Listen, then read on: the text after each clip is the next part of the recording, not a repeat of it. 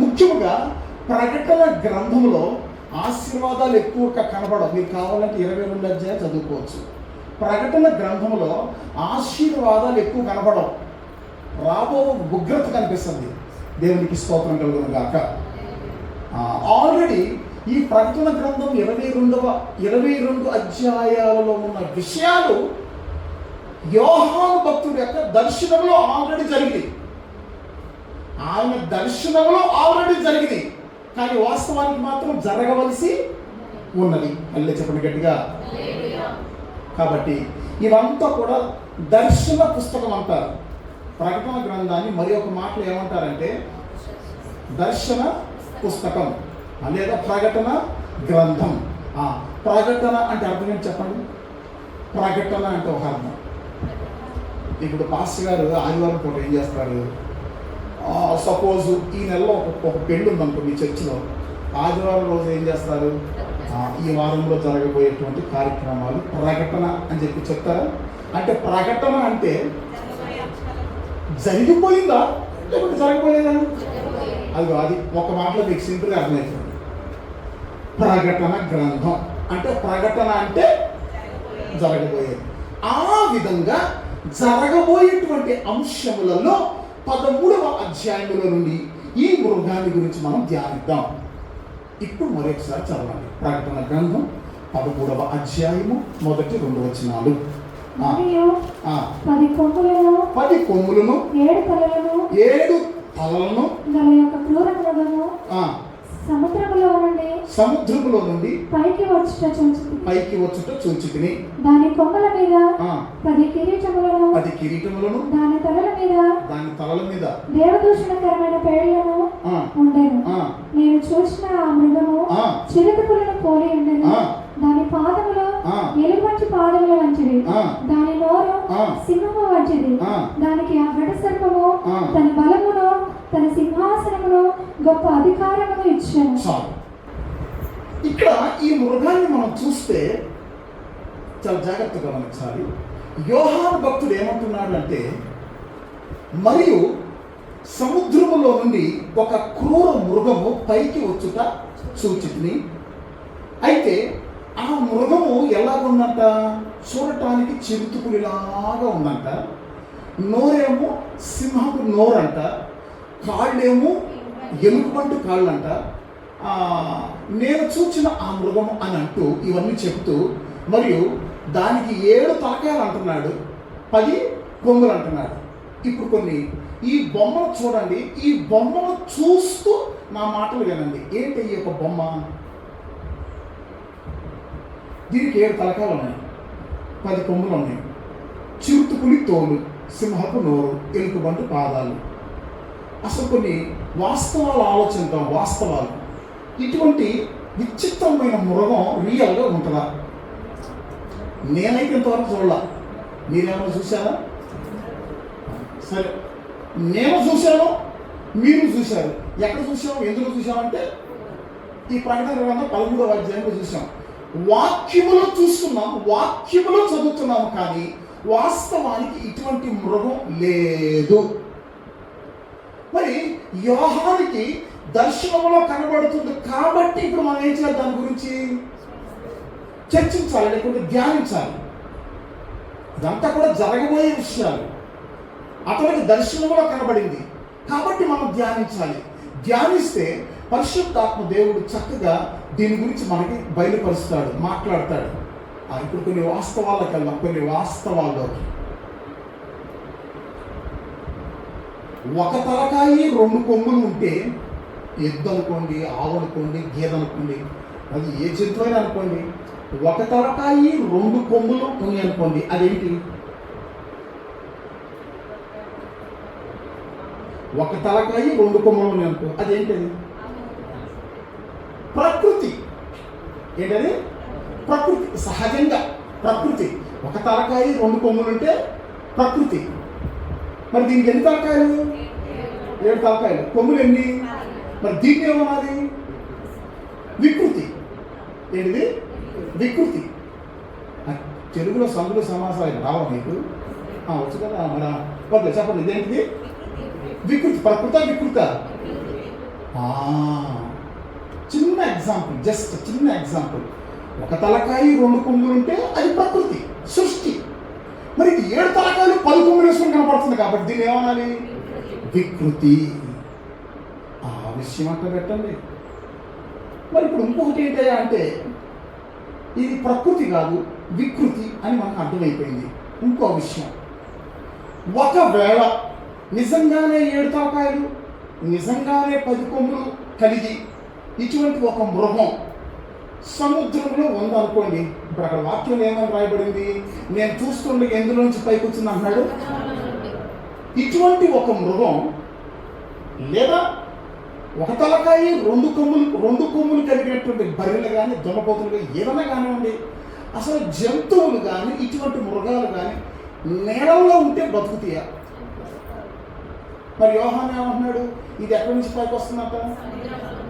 సముద్రం అనగా అర్థం ఏమిటి?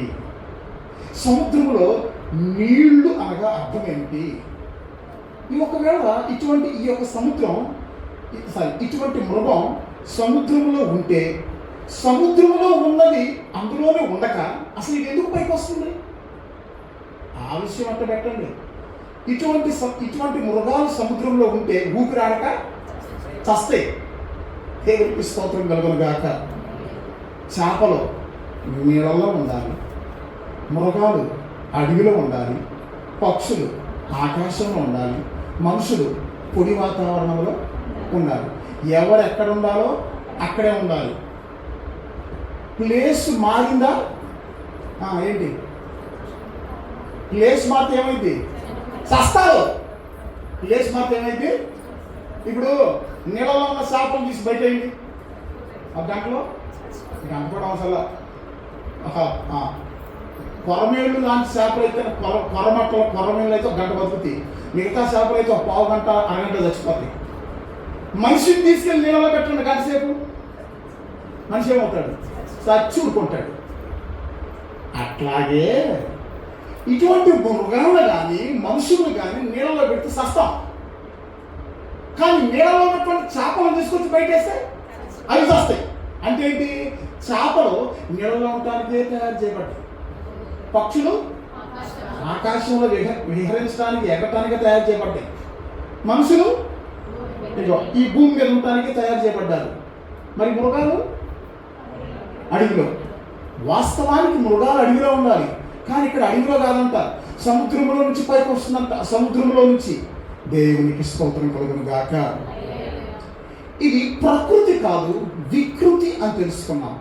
అట్ ది సేమ్ టైం నేలలో ఉంటే ఇటువంటి మృగాలు చచ్చిపోతే బ్రతకు అనేది కన్ఫామ్. మరి ఇప్పుడు నేలలో ఉంటే చచ్చిపోతాయి ఇటువంటి మృగాలు, కానీ యోహాను అంటున్నాడు ఎక్కడి నుంచి పైకి వస్తుంది అంటున్నాడు. అంటే దాని అర్థం అదంతా దర్శనం. అంటే దాని అర్థం అది సముద్రము కాదు, నీళ్లు కాదు, ఇది మృగము కాదు, దీనికి 7 తలకాయలు లేవు, 10 కొమ్ములు లేవు, చిరుతుపులి తోలు లేదు, ఎలుగుపట్టి కాళ్ళు లేవు, తోక లేదు, దీని మీద ఈ అమ్మాయి లేదు.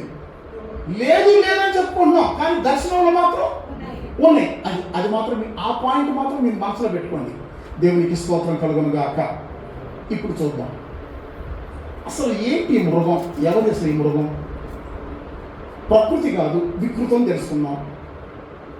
మరి దేవుడు కాదు దయ్యం, ఆత్మ కాదు దురాత్మ. అవన్నీ వస్తాయి లైట్గా, అవన్నీ వస్తాయి ఆగండి. ప్రకృతి కాదు వికృతి అని మనకు తెలిసిపోయింది కదా. దేవుడు కాదు దయ్యం. దేవుడు ఎట్టుంటాడా?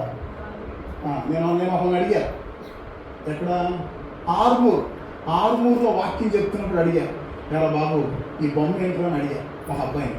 అడిగితే వాడు ఉంటున్నాడు, ఏంటన్నా ఇన్ని సంవత్సరాల నుంచి బోధిస్తున్నావు, నీకు తెలవదా ఏంటన్నా అన్నాడు. అవునా నాకు తెలవదా, నువ్వు చెప్పరా అన్నా. ఏంటన్నా విజయవాడలో ఉన్న కనకదుర్గం అంటున్నాడు.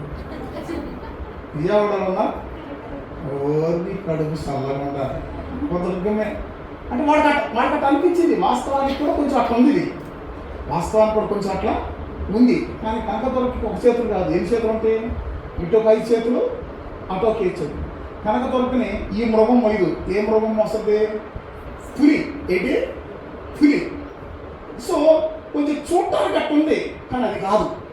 దేవునికి స్తోత్రం కలుగును గాక. చాలా జాగ్రత్తగా మనం గమనిద్దాం. ఈ మృగము కాదు, మృగము లాంటి ఒక వ్యక్తికి ఇది సాదృశ్యం. మరల చెప్తున్నాను, మృగము లాంటి ఒక వ్యక్తికి సాదృశ్యం. ఆ వ్యక్తి ఇలా ఉంటాడు, ఆ వ్యక్తి ఇలా ఉంటాడు, గుర్తుపెట్టుకోండి. ఆ వ్యక్తితో ఈ అమ్మాయి సంబంధం పెట్టుకుంటుంది, ఆ వ్యక్తితో ఈ అమ్మాయి సంబంధం పెట్టుకుంటుంది. మరి ఇది ఒక మనిషి అన్నప్పుడు ఏమో కూడా ఒక మనిషేగా. మరి ఆ అమ్మాయి ఎవరో చూద్దాం, ఆ అమ్మాయిని కూడా నేనేం వదలను, ఆ అమ్మాయిని గట్టిగా పట్టుకుంటా. ఆగండి, దేవునికి స్తోత్రం కలుగును గాక. ఇప్పుడు చూద్దాం. అదే 13వ అధ్యాయము చివరి వచనం చదువుతారా? ప్రకటన గ్రంథం 13వ అధ్యాయం చివరి వచనం. బుద్ధిగలవాడు మృగం యొక్క సంఖ్యను లెక్కింపనిమ్ము. అది ఒక మనుషుని సంఖ్యయే. ఆ సంఖ్య 666. ఇందులో జ్ఞానము కలదు. చక్కగా ఇదిగో అందరూ చూడాలి, ప్లీజ్ అందరూ చూడాలి. మరి పాప ఇంకోసారి 13వ అధ్యాయం చివరి వచనం. బుద్ధిగలవాడు మృగం యొక్క సంఖ్యను లెక్కింపనిమ్ము. అది ఒక మనుషుని సంఖ్యయే. ఆగండి, మనం చూడాలి ఇప్పుడు అందరూ. బుద్ధి గలవాడు మృగము యొక్క సంఖ్యను లెక్కింపనిమ్ము అంటున్నాడు. పైగా ఏమంటున్నాడు? అది ఒక మనుషుని. ఇప్పుడు చెప్పండి, ఇది మృగమా ఒక మనిషి? అది కానీ మొదటి 2 వచనాలు చదివినప్పుడు ఇతడు ఒక మనిషి అని మనకు అర్థం అవట్లా. కానీ 18వ వచనం చదివినప్పుడు మనకు అర్థం అవుతుంది. ఏమని? అతడు ఒక మనిషి అని మనకు అర్థం అవుతుంది. గుర్తుపెట్టుకోవాలి మీరు చక్కగా. దేవునికి స్తోత్రం. ఇప్పుడు పుల్లారావు అనగానే క్లాస్ రూమ్లో ఏమనాలి? ఎస్ ప్రెసెంట్ సార్ అనాలి. ఆ ప్రెసెంట్ అనకపోతే ఏం పడదు, ఇక్కడ ఆప్షన్ పడదు. సుబ్బారావు అనగానే ఏమనాలి? ఎస్ సార్ ప్రెసెంట్ సార్ అనాలి. అట్లాగే కొన్ని చోట్ల హై స్కూల్లో, ముఖ్యంగా హై స్కూల్ ఎలా ఉంటుందంటే నెంబర్ 10 అనగానే ఏమనాలి? అంటే నా రోల్ నెంబర్ అంతా 10. అట్లాగే ప్రసాద్ పాస్టర్ గారిది ఒక 20 అనుకుందాం, నెంబర్ 20 అనగానే ఆయన క్లాస్ రూమ్లో ఎస్ఎన్ ఉంటాడు నాకు తెలిసి. అట్లాగే ప్రతి స్టూడెంట్కి క్లాస్ రూమ్లో ఏముంటుందో ఒక నెంబర్. అట్లాగే నెంబర్ 666 అనగానే ఇది వచ్చేస్తాడు. అర్థమైంది మీ పాయింట్? నెంబర్ 666 666 అనగానే ఉన్నా అని వచ్చేస్తాడు. తలకాయలు వేసుకుని కొమ్ములు వేసుకుని వచ్చేస్తాడు. అనబాహన దయచేసి. అంటే మీకు బోధించాలి కాబట్టి, మీకు తెలియచేయాలి కాబట్టి నేను అంటున్నా, మీరు అనబాహండి. దేవునికి స్తోత్రం కలుగును గాక. సో బుద్ధి గలవాడు మృగం యొక్క సంఖ్యను లెక్కింపనిమ్ము. అది ఒక మనుషుని. అంటే ఈ చూస్తున్నటువంటి ఈ మృగం కాదు, కానీ యోహానికి దేవుడు దర్శనంలో మృగము రూపంలో చూపెట్టాడు. కానీ పరిశుద్ధాత్మ ఇప్పుడు మనకి ఎట్లా బోధిస్తున్నాడు, ఏ విధంగా దాన్ని వివరిస్తున్నాడు అంటే 18వ వచనమే దానికి ఆన్సర్ ఏంటంటే అది ఒక మనుషుని సంఖ్య. అంటే ఈ మృగమా మనిషి? చెప్పండి. మనిషి. ఎస్, వెరీ గుడ్, చక్కగా మీకు అర్థమైంది. మనిషి. కొన్నిసార్లు మనం ఏమంటామంటే రైట్ బుద్ధుందా నీకు, అడ్డగడుగులాగా తిరుగుతున్నావు అని తిడతాం. అంటే ఏంటి? ఆడు మన అబ్బాయే, కానీ వాడు తిరుగుని బట్టి ఏమంటాం? అడ్డగాడిలా తిరుగుతున్నాం అంటాం. బాగా తినేసి పడుకుంటుంటే ఏమంటారు? బాగా తినేసాం పడుకుంటున్నాం, గురు పెడతాం అని గురు పెడతాం, ఏమంటాం? ఎవరో పందిలాగా తింటాం, తొండపోతున్నాం. అంటే వాళ్ళ యొక్క క్యారెక్టర్ని బట్టి జంతువుల పేర్లు పెట్టి తిడతామా లేదా? పని పాట లేకుండా తిరుగుతుంటే ఏమంటాం? పని పాట లేకుండా ఎలా అచ్చోసిన అంబోతులను తిరుగుతున్నావు అంటాం. ఎలా పందిలాగా తింటున్నావు అంటాం. అసలు చెప్పిన మాట వింటలేదు అనుకో, ఏ గడ్డగాడిదా, మనిషివా గాడివా అని తిడతామా లేదా? అట్లాగే బుద్ధి గలవాడు మృగం యొక్క సంఖ్యను లెక్కింపనేమో. అది ఒక మనుషుని. ఆ మనిషి ఎలా ఉంటాడంటే ఇలా ఉంటాడు. వాడికి 7 తలకాయలు ఉంటాయి, వాడికి 10 కొమ్ములు ఉంటాయి. అంటే 7 తలకాయలు అంటే తలకాయలు కాదు, కొమ్ములు అంటే కొమ్ములు కాదు. ఆ వివరణ అంతా నేను మీకు ఈరోజు సాయంత్రము, రేపు ఉదయము, రేపు సాయంత్రము చక్కగా ఆ వివరణ అంతా మీకు ఇస్తాను. చక్కగా నెమ్మదిగా వాక్యాన్ని కనండి. దేవునికి స్తోత్రం కలుగును గాక. ఇప్పుడు బుద్ధి గలవాడు మృగం యొక్క సంఖ్యను లెక్కింపనిమ్ము అని మాట్లాడుతూ ఆ సంఖ్య ఎంత అని వ్రాయబడింది అక్కడ చెప్పాలి. 660. ఇందులో ఏముందంట? జ్ఞానం. అందులో ఏముందంట? అదంతా పిశాచి జ్ఞానం. ఏ జ్ఞానం అది? 2 రకాలైన జ్ఞానం ఉంది. పర సంబంధమైన జ్ఞానము, ఇహ సంబంధమైన జ్ఞానము. 2 రకాల జ్ఞానాలు ఉన్నాయి. ఇందులో జ్ఞానము గలదు అనే మాటలో ఒక చిన్న బిట్టు వదులుతా, చక్కగా అందుకోండి. ఒక చిన్న బిట్టు మర్మం, ఇదంతా కూడా మర్మం. అరే నిజమే కదా, అరే అని మీకు అనిపిస్తుంది. ఒక చిన్న బిట్టు చెప్తా, చిన్న బిట్టు. ఆ బిట్ ఏంటి వినండి. దాని నెంబర్ ఎంత? 600. ఆ మృగమ సంఖ్య అది 666. ఇప్పుడు ఆ 13వ అధ్యాయంలో ఎన్ని వచనాలు ఉన్నాయి చెప్పాలి. 3 6 ఎంత? అది జ్ఞానం.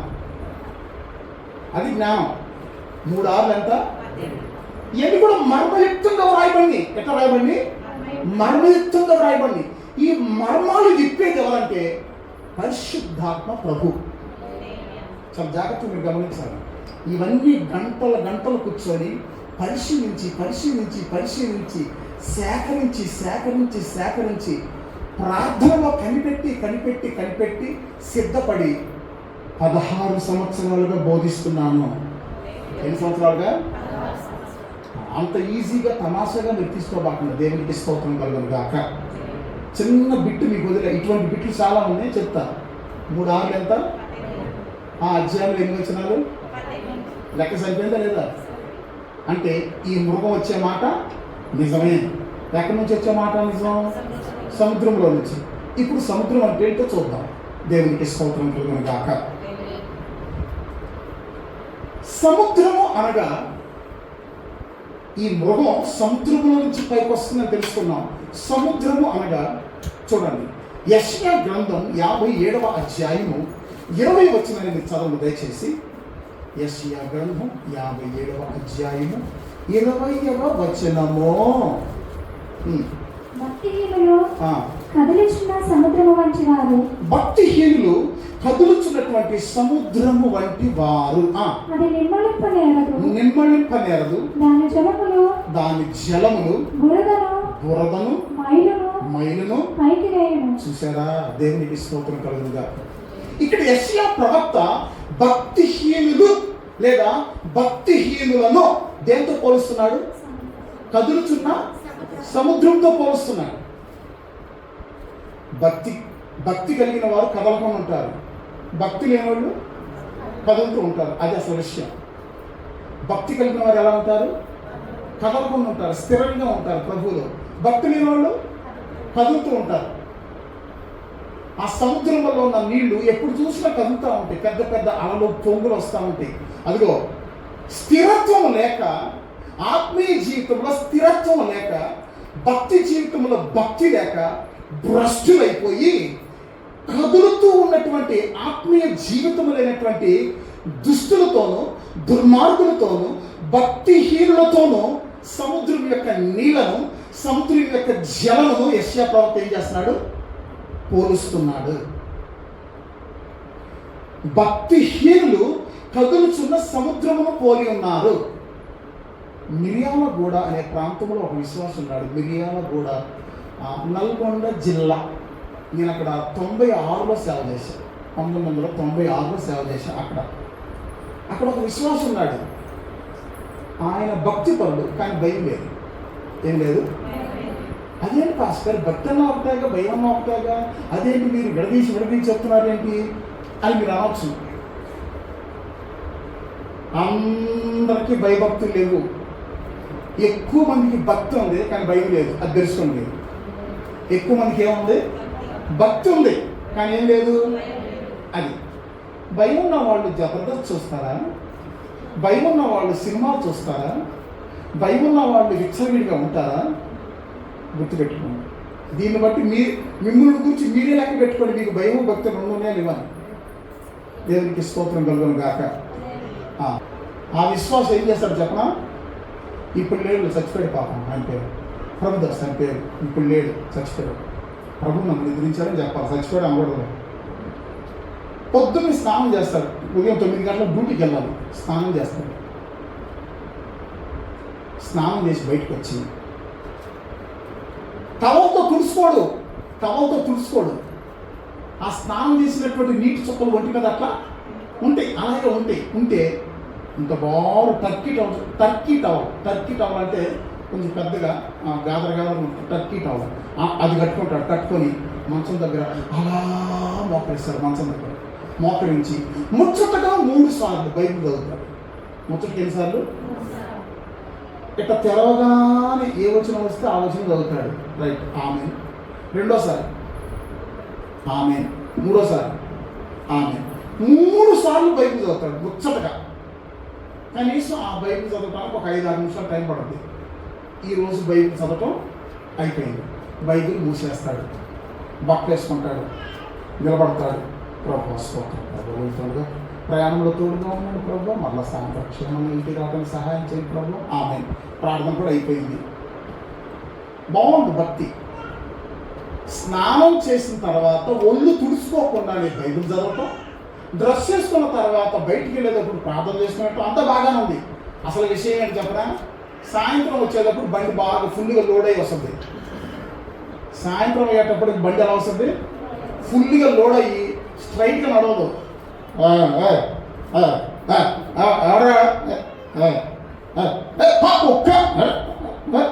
అంటే ఎవరెవరి మీద కోపం ఉందో వాళ్ళని తిట్టుకుంటా వస్తాడు. ఇంటికి వాళ్ళని తిట్టుకుంటా వస్తాడు. ఇది భయం లేని తనం అంటే ఇది. భక్తి ఉంది కానీ ఏం లేదు. మరి భయం ఉన్నవాడు తాగుతాడా? బూతులు మాట్లాడతాడా? తిడతాడా? భయము భక్తి ఉన్నవాళ్ళు ఎదుటి వాళ్ళు తిట్టినా సరే ఏం చేస్తారు? ప్రభు ఏ విధంగా సహించుకున్నాడు, ఆ విధంగా సహించుకుంటారు భయం భక్తి కలిగిన వాళ్ళు. చాలా మందికి భక్తి మాత్రమే ఉంది కానీ ఏం లేదు, భయం లేదు. దేవునికి స్తోత్రం కలుగును గాక. నేను ఇంకో విషయం చెప్తాను. ఇప్పుడు అన్ని వచ్చినా చదవటానికి టైం లేదులే. కొన్ని నేను చదవమన్న విషయాలు మాత్రం చదవండి చాలు. ఇప్పుడు చదవద్దని చెప్పాను కాబట్టి చదవద్దు. ఆ రాజుల గ్రంథంలో ఒకడు ఉంటాడు. వాడు ఊరంతా అప్పులు చేశాడు. అప్పులు చేసి అప్పులు తీర్చుకున్నాక కుటుంబన్నాడు. అప్పులు తీర్చుకుని ఏమయ్యాడు? ఇప్పుడు ఆ అప్పులు ఇచ్చిన వాడు వచ్చేసి 2 అబ్బాయిలు ఏం చేస్తున్నారు? పట్టుకొని పోతున్నారు. అక్కడ ఒక మాట ఉంది. అతని భార్య దైవజనుడితో ఒక మాట ఉంటుంది, ఎలీషాతో ఒక మాట ఉంటుంది. అయ్యా నీకు దండం పెడతాను అయ్యా, నా భర్త చచ్చిపోయాడు, అప్పులలో వచ్చేసి నా 2 పిల్లలను తీసుకెళ్ళిపోతున్నారు అంటుంటే ఆమె అంటుంది ఒక మాట. ఆమె ఏమంటుందంటే, నీ దాసుడైనటువంటి నా యజమాని యెహోవా యందు భక్తి కలిగి ఉన్నాడని నీ వెరుగుదువు. చూశారా మాట? అక్కడ భక్తి ఉందా? అసలు భయం ఉందా అక్కడ? సాధారణంగా బైబిల్ అంతా మీరు గమనించండి, భయభక్తులు అనే మాట 2 కలిపి ఉంటాయి. అక్కడ మాత్రమే బైబిల్లో భయం అనే మాట లేదు, భక్తి మాత్రమే ఉంది అక్కడ. అందుకే నేను అంటున్నా, భయం లేనోడే ఊరంతా అప్పులు చేస్తాడు. అది అసలు మ్యాటర్. వాడికి భక్తి మాత్రం ఉంది, అందుకని ఊరంతా ఏం చేశాడు? అప్పులు చేశాడు. అప్పులు తెచ్చుకుంటూ చచ్చిపోయాడు. ఇప్పుడు అప్పులోడు వచ్చాడు, పిల్లలు ఏం చేస్తున్నాడు? పట్టుకెళ్ళిపోతున్నాడు. గుర్తుపెట్టుకుని చెప్తున్నాను, ప్రభు రాకడలో ఎత్తబడాలంటే సమాజంలో ఎదుటి వ్యక్తికి 5 పైసలు అప్పు ఉండకూడదు. గుర్తుపెట్టుకోండి. ఒకవేళ మీకు అప్పు ఉందా, త్వరగా తీర్చేయండి. దయచేసి నేను మరలా చెప్తున్నా, సమాజంలో ఎదుటి వ్యక్తికి 5 పైసలు అప్పు లేని జీవితం చేయాలి. మన రూపాయి ఒకరి దగ్గర ఉన్న పర్లా, కానీ 1 రూపాయి మన దగ్గర ఉండొద్దు. నేను ఖచ్చితంగా చెప్తున్నా, అప్పులు కలిగిన వాళ్ళందరూ ప్రభు రాకడలో చేయించి పెట్టబడతారు. అప్పులు ఎవరికైతే ఉన్నాయో అందరూ ప్రభు రాకడలో చేయించి పెట్టబడతారు. మీరు త్వరగా తీర్చి సిద్ధపడండి. రాకడికి ఏం చేయండి? సిద్ధపడండి. దేవునికి స్తోత్రం కలుగును గాక. కొంతమంది సేవకులు బోధిస్తారు, తీసురా నీ సొంత ఖర్చులకు నువ్వు అప్పులు చేసి నువ్వు నెరవేర్చుకోవట్లేదా? దేవుడికి కూడా అప్పు చేసి తీసుకురా. దేవుడికి కూడా ఏం చేసి తీసుకురా? తప్పు. అటువంటి బోధలు చేయొద్దు, అటువంటి కాన్పులు వద్దు. స్వచ్ఛంగా నీకున్నది మాత్రమే ఇవ్వాలి. దేవునికి స్తోత్రం కలుగును గాక. ఇప్పుడు ఇక్కడ మనం చూసినట్లయితే ఈ భక్తిహీనులందరూ దేంతో పోల్చబడుతున్నారు? ఇక్కడ వాక్యంలో కదులుతున్న సముద్రం. ఇప్పుడు భక్తిహీనులందరూ దేంతో పోల్చబడ్డారు? మరి ఇప్పుడు ఈ మృగం ఎక్కడి నుంచి పైకి వస్తుంది? సముద్రంలో నుంచి. అంటే దాని అర్థం ఏంటి? ఈ మృగాన్ని పైకి తీసుకొచ్చేది ఎవరయ్యా అంటే భక్తిహీనుడు. ఈ మృగాన్ని పైకి తీసుకొచ్చేది ఎవరు? భక్తిహీనులు. దేవునికి స్తోత్రం కలుగును గాక. భక్తి పరులు ఈ మృగానికి సపోర్ట్ చేయరు. ఈ మృగానికి సపోర్ట్ చేసేది అందరూ ఎవరంటే దొంగలు, వ్యభిచారులు, భక్తిహీనులు, పైకి మాత్రమే భక్తి కలిగి జీవించేవారు, అటు లోకములోను ఇటు దేవుల్లోనూ ఉంటూ సగం సగం ఉండే వాళ్ళందరూ కూడా ఈ మృగానికి సపోర్ట్ చేస్తారు. అంటే సముద్రంలో నుంచి పైకి రావటం అంటే వినాలి. సముద్రంలో నుంచి పైకి రావటం అంటే ప్రపంచంలో ఉన్నటువంటి భక్తిహీనులందరితో ఇతడు ఎన్నిక చేయబడి అధికారంలోకి వస్తాడు. అది సముద్రం నుంచి పైకి రావటం అంటే. అర్థమైందా? ఎందులో నుంచి పైకి వస్తున్నాడు? సముద్రంలో నుంచి పైకి రావటం అంటే ఏంటి? ఏం చెప్పాను? ప్రపంచంలో ఉన్న భక్తిహీనులందరూ కలిసి వీళ్ళు ఎన్నుకుంటారు. భక్తి పరులు, భయం ఉన్న వాళ్ళు, సంపూర్ణులు, ఆత్మీయ జీవితంలో సంపూర్ణులైనటువంటి సంఘం అంతా ఎక్కడికి వెళ్ళిపోద్ది? ప్రభురాకుల్లో ఎత్తబడి పైకి వెళ్ళిపోద్ది. ప్రభురాకుల్లో పైకి వెళ్ళిపోయిన తర్వాత అంటే ఎత్తబడిన సంఘము ఎత్తబడగా ఆ పావురము పైకి వెళ్ళిపోగా ఇక ఈ మృగానికి దొరికే వాళ్ళందరూ ఎవరంటే ఎలుకలు. ఆ పిల్లికి దొరికింది ఏంటి? ఎలుక. ఇప్పుడు ఈ మృగానికి దొరికేది ఎవరు? ఆ ఎలుకలు లాంటి వాళ్ళు. దేవునికి స్తోత్రం కలుగును గాక. ఇక్కడ మీకు ఒక విషయం చెప్పాలి. ఉడత, ఎలుక.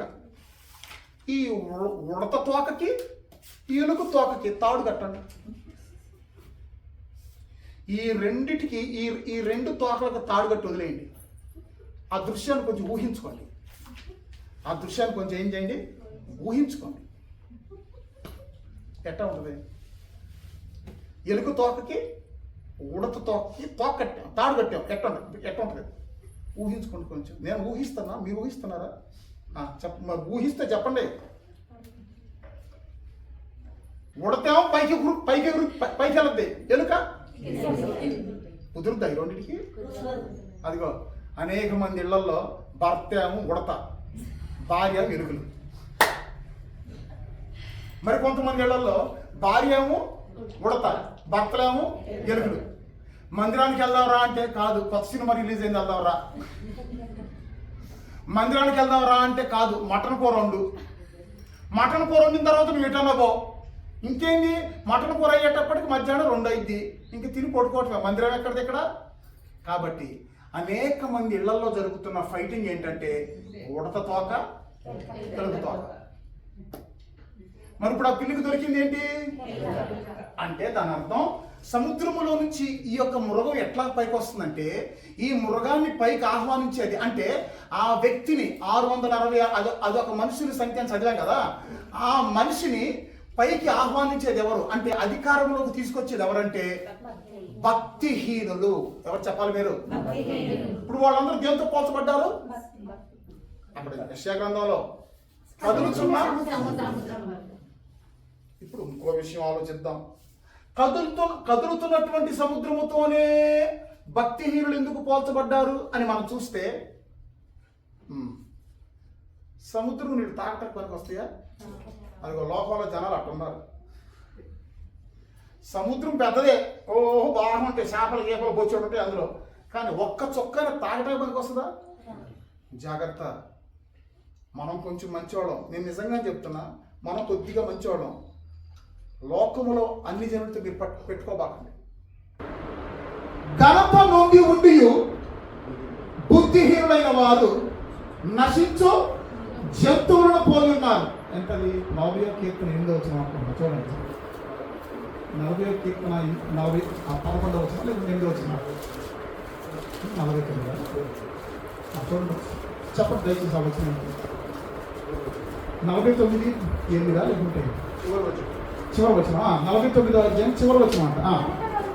మైక్లో చదువు పాప. ఘనత నొంది ఉండి బుద్ధిహీనులైన వారు, చూసారా? ఘనత నొంది ఉండి బుద్ధిహీనులైన వారు నశించు జంతువులను పోలి ఉన్నారు. దేంతో పోలి ఉన్నారంట? నశించి. చూసారు, కొన్నిసార్లు సింహము మరి ఒక జంతువుతో పోరాడుతూ ఉంటుంది, ఇంకొక జంతువు సింహంతో పోరాడుతుంటుంది. ఇక ఈ మృగాలిక వాటికి తెలిసినట్టు చెప్పరా? గెలిస్తే గెలిచినట్టు, చస్తే చచ్చినట్టు. చచ్చిపోతాం అని కూడా వాటికి తెలియదు, చచ్చిపోతాము అని కూడా మృగాలకు తెలియదు. పోరాడుతూ ఉంటే దానికంటే పెద్ద జంతువు వచ్చినప్పుడు ఇదేమవుద్ది? చచ్చిపోతాం. దేవునికి స్తోత్రం కలుగుగాక. కాబట్టి మనం చూసినట్లయితే ఇదేంటి, ఎందులో నుంచి వస్తున్నట్టు చెప్పండి. రైట్. సముద్రం నుంచి పైకి రావడం అంటే ఏం చెప్పాను చెప్పండి? ఎక్కడికి రావటం? అధికారంలోకి రావటం. అంటే దాని అర్థం అతి త్వరలో ప్రభురాకడ అనంతరం, మరలాగనండి, ప్రభురాకడ అనంతరం అతి త్వరలో ఈ ప్రపంచాన్ని ఏకఛత్రాధిపత్యము కింద పరిపాలించటానికి ఒక వ్యక్తి రాబోతున్నాడు. ప్రపంచ అధికారం అంతా ఆ వ్యక్తి చేతికి అప్పగించబడద్ది. ఆ వ్యక్తి ఈ మృగం. ఆ వ్యక్తి అని చెప్పండి, ఈ మృగం. ఆ వ్యక్తికి 7 తలకాయలు ఉంటాయి, ఆ వ్యక్తికి 10 కొమ్ములు ఉంటాయి. 7 తలకాయలు అంటే అర్థం ఏంటి, 10 కొమ్ములు అంటే అర్థం ఏంటి అన్ని కూడా నేను వివరంగా మెట్టుగా స్టెప్ బై స్టెప్ ఒక్కొక్కటిగా చెప్తాను, చక్కగా మీరు వినండి. ఇప్పుడు ఇక్కడ ఇటువంటి మృగం ఏ అధ్యాయంలో నుంచి పైకి వస్తుంది చెప్పాలి దయచేసి. ప్రకటన గ్రంథం మీరు నోట్ చేస్తే చెప్తలేకపోతే, ఈ మృగం ప్రకటన గ్రంథంలో ఏ అధ్యాయంలో నుంచి పైకి వస్తుంది చెప్పాలి గట్టిగా? 13వ అధ్యాయం. 13వ అధ్యాయంలో నుంచి ఇది పైకి ఎందుకు రావాలి? 12వ అధ్యాయంలో రావచ్చుగా, లేకుంటే ఇంకో అధ్యాయంలో రావచ్చుగా. అట్లా కాదు. పరిశుద్ధాత్మ దేవుడు ఏ అధ్యాయంలో ఏది రాపించాలో కరెక్ట్గా రాపించాడు. ముందుది వెనకది ముందు, మధ్యలోది చివరది మధ్యలోకి. పరిశుద్ధాత్మ దేవుడు అట్లా రాయించలా. తన భక్తులతో బైబిల్ గ్రంథంలో ఎక్కడ ఏది ఉండాలో కరెక్ట్గా రాపించాడు. కరెక్ట్గా. దేవునికి స్తోత్రం కలుగును గాక. కొన్ని విషయాలు అసలు వచనంతో సహా, ఆ వచనం పైన రాయలేదు, ఆ వచనం కింద రాయలేదు. కరెక్ట్గా ఆ వచనంలోనే కొన్ని మాటలు పరిశుద్ధాత్మ దేవుడు రాయించాడు. ఆ మాటలేంటో మచ్చుకు ఇందాక ఒకటి చెప్పా, ఏమని? 3 6 ఎంత? ఆ అధ్యాయంలో ఉన్న వచనాలన్నీ లెక్క సరిపోయిందా లేదా? సరిపోయింది. ఇప్పుడు ఇంకొక లెక్క.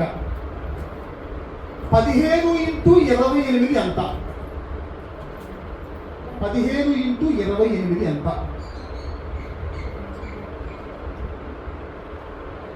సరే, అది ఎంతో తర్వాత చూద్దాం. అది ఎందుకు చెప్పాను కానండి. లూకా సువార్త 15వ అధ్యాయము 28వ వచనాన్ని చూస్తారా ఒకసారి? లూకా సువార్త 15వ అధ్యాయం 28వ వచనం. అయితే అతడు కోపపడి లోపలికి వెళ్ళనొల్లకపోయాను. ఎవడు? చిన్న కుమారుడు, పెద్ద కుమారుడా? పెద్ద కుమారుడు.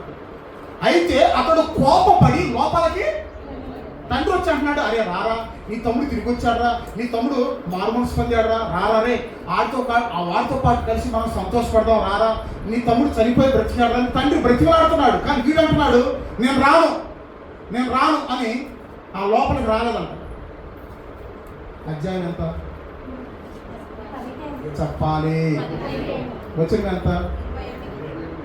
ఎంత?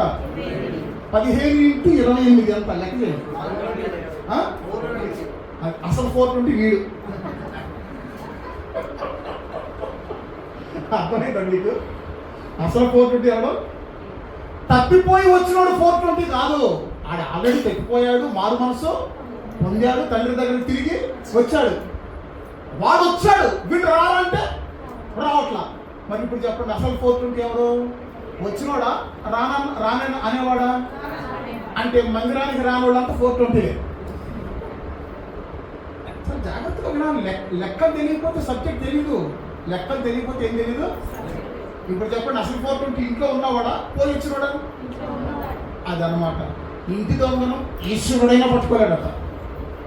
ఇంటి దొంగను ఈశ్వరుడైనా అసలు 420 వాడు. నువ్వు కాదయ్యో. అసలు 420 ఎవడు? ఇంట్లో ఉన్నవాడు. తప్పిపోయి వచ్చినాడు. ఇక వాడి గురించి మనకి ఆలోచన అవసరం లేదు. తప్పిపోయాడు, వచ్చాడు, బుద్ధి వచ్చింది, తప్పు తెలుసుకున్నాడు, వచ్చాడు. ఇక వాడి గురించి మనకి పెద్ద టాపిక్ అవసరం లేదు. ఇప్పుడు అసలు టాపిక్ అంతా ఎవరి గురించి? 420. ఎవడాడు? అధ్యాయం ఎంత? వచనం ఎంత? 15x28 ఎంత? అదనమాట 420. తండ్రి అంటున్నాడు రారా అంటున్నాడు, నేను రానంటున్నాడు. అదే దేవుడు ఆహ్వానిస్తున్నప్పుడు రాజులు కొంతమంది వాళ్ళంతా 420. రండ్రా జలప్రలయం వస్తుంది, రండ్రా మీకు దండం పెడతాను, రండ్రా జలప్రలయం వస్తుంది, రండ్రా లోపలికి రండ్రా అంటే ఒక్కడని వచ్చాడా? 420 అంతా ఏమైపోయాడు? ఎందులో మునిగిపోయాడు? నీళ్ళల్లో మునిగిపోయారు. అట్లాగే వీడి నెంబర్ 666, వాడి నెంబర్ ఎంత? అదనమాట విషయం. ఇంకా చాలా నెంబర్లు ఉన్నాయి, చూపెట్టి ఆగండి. దేవునికి స్తోత్రం కలుగును గాక. కాబట్టి ఇక్కడ మనం తెలుసుకోవాల్సింది ఏంటంటే, మందిరానికి రాని వాళ్ళందరూ 420లు. దేవుని యొక్క పరిచర్యలో నమ్మకంగా లేని వాళ్ళందరూ 420లు. వీళ్ళ సంగతి అట్ట పెట్టండి. లోకంలో ఉన్న రాజకీయ నాయకులంతా ఆల్మోస్ట్ ఎవరు చెప్పండి? లోకంలో ఉన్న రాజకీయ నాయకులంతా ఆల్మోస్ట్ ఎవరు? వాళ్ళు 420లే. కానీ వాళ్ళు తమను తాము నీతిమంతులుగా మాట్లాడుకుంటూ ఉంటారు. తెల్లారు లెగితే నీతిమంతులుగా మాట్లాడుకుంటారు. వాళ్ళందరూ 420లో. దేవునికి స్తోత్రం కలుగును గాక. అటువంటి 420లందరూ ఎవరికి సపోర్ట్ చేస్తారు? మృగానికి. 666. దేవునికి స్తోత్రం కలుగును గాక. అంటే అతి త్వరలో ప్రభు రాకడ అనంతరం ఇటువంటి ఒక వ్యక్తి, అంటే ఇటువంటి మృగ లక్షణాలు కలబోసుకున్న ఒక వ్యక్తి ప్రపంచ సుప్రీం అవుతాడు. గుర్తుపెట్టుకోండి. అతని యొక్క నోరు సింహపు నోరు లాగా ఉంటుంది. అతనికి 10 కొమ్మలు ఉంటాయి, 7 తలకాయలు ఉంటాయి. అతని పోలిక చిరుతుపులి లాగా ఉంటుంది. అతని యొక్క కాళ్ళు ఎలుగుబంటు కాళ్ళు లాగా ఉంటాయి. సాయంత్రం చెప్తా, ఈ యొక్క మృగాన్ని ముక్కలుగా నరికేసి విడివిడిగా మీకు చూపెడతా సాయంత్రం. ఇప్పుడు మీకు చెప్పాలనుకున్నది ఏంటంటే, ఇటువంటి ప్రకృతి కాదు, వికృతి అని మనం ధ్యానించాం కదా, మనకు తెలిసింది కదా. దేవుడు కాదు, ఆత్మ కాదు, ఏం చెప్పండి, దురాత్మ. ఇటువంటి ఒక మృగం ఏ అధ్యాయం నుంచి పైకి వస్తుంది చెప్పాలి? ఎన్నో అధ్యాయం? 13వ అధ్యాయంలో నుంచి ఎందుకు వస్తుందంటే అది తెలుసుకుందాం. అది తెలుసుకుని ప్రార్థన ముగిస్తా. వినండి. అసలు ఇది సముద్రంలో నుంచి పైకి వస్తుంది అని 13వ అధ్యాయంలో రాయబడింది. సముద్రం అంటే ఏంటో నేర్చుకున్నాము. పైకి రావటం అంటే అధికారంలోకి రావటం నేర్చుకున్నాం. ఆ విషయం అట్ట పెట్టండి. అసలు దీన్ని సముద్రంలో నుంచి ఎవరు రమ్మంటున్నారు పైకి? ఆ విషయం చూద్దాం. 12వ అధ్యాయం చివరి వచ్చిన చదవండి. ప్రార్థన గ్రంథం 12వ అధ్యాయం చివరి వచ్చిన అందుచేత ఆ ఘట సర్పము ఆగ్రహము తెచ్చుకొని దేవుని ఆజ్ఞలను గైకొనుచు యేసును గూర్చి సాక్ష్యమిచ్చుచు ఉన్నవారైనటువంటి ఆమె సంతానములో శేషించిన వారితో యుద్ధము చేయుటకై బయలువెడలి సముద్ర తీరమున నిలిచిందంట. ఇదిగోండి, ఈ బొమ్మ చూడండి. ఇప్పుడు దాకా ఈ బొమ్మ చూశారు. ఇది చూడండి. ఇప్పుడు ఇదిగో ఏంటిది? బీట్రూట్ దుంప. చెప్పండి అదేంటి? చూడటానికి రంగు ఎట్లా ఉంది? తొక్క తీసిన తొక్క చూసి బీట్రూట్ దుంపలా ఉంది చూడటానికి. అది బీట్రూట్ ముక్క కాదు, కొంప తీసా ఏంటిది? దాని బొమ్మ చూసి చెప్పండి ఏంటది? మామూలు సర్పం కాదు, ఘట సర్పం. ఏంటి చెప్పండి?